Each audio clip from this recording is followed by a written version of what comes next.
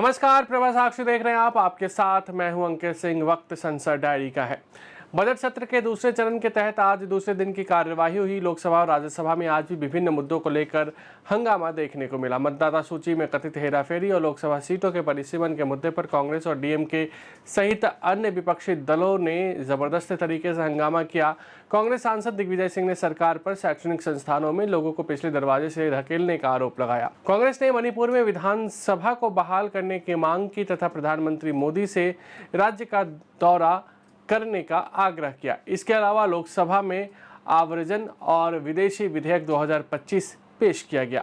लोकसभा की कार्यवाही। सरकार ने मंगलवार को लोकसभा में आप्रवासन और विदेशी नागरिकों के भारत में आने से संबंधित प्रावधान वाला विधेयक पेश किया।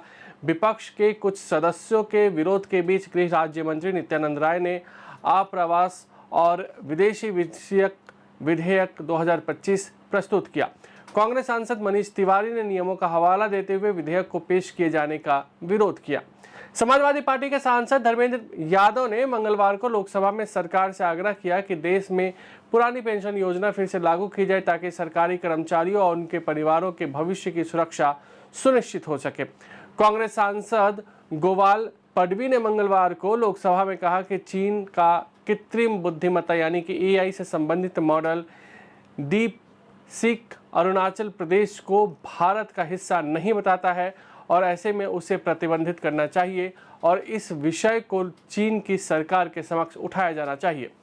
कांग्रेस ने मंगलवार को मणिपुर में अशांति की स्थिति का जिक्र करते हुए सरकार पर केवल भाषणों और खबरों पर ध्यान देने तथा वास्तविक स्थिति को नजरअंदाज करने का आरोप लगाया। वहीं भारतीय जनता पार्टी ने मणिपुर को सड़क और रेल संपर्क से जोड़ने का श्रेय प्रधानमंत्री नरेंद्र मोदी की सरकार को दिया। लोकसभा में मंगलवार को वर्ष 2024-25 के लिए अनुदान की अनुपूरक मांगों के दूसरे बैच 2021-22 के लिए अतिरिक्त अनुदानों की मांगों और मणिपुर के बजट पर चर्चा हुई।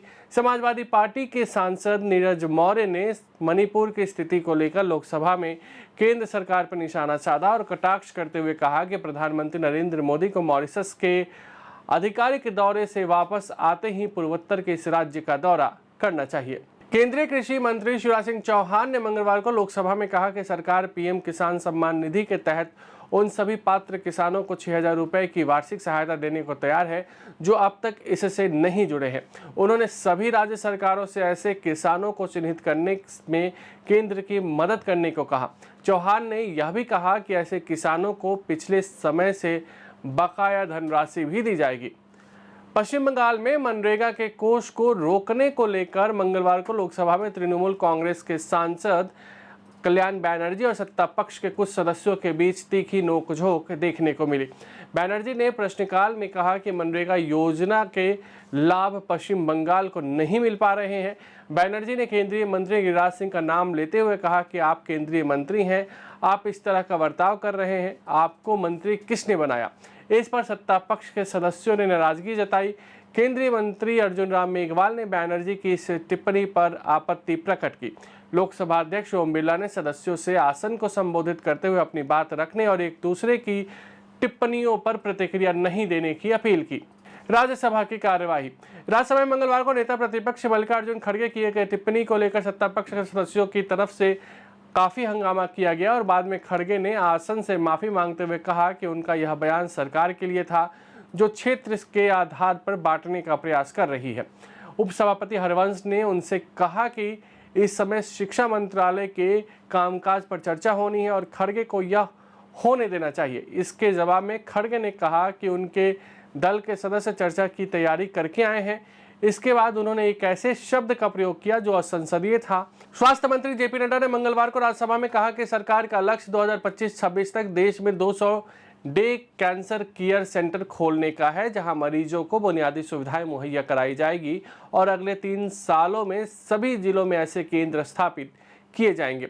राज्यसभा में सोमवार को भारतीय जनता पार्टी के घनश्याम तिवारी ने दावा किया कि नरेंद्र मोदी सरकार के शासनकाल में शिक्षा के क्षेत्र में जितना काम 10 सालों में हुआ है उतना उससे पिछले 50 सालों में कभी नहीं हुआ तथा नई शिक्षा नीति से भारत अनुसंधान और शिक्षा का उसी प्रकार का विश्व केंद्र बन जाएगा जैसे प्राचीन काल में नालंदा हुआ करता था।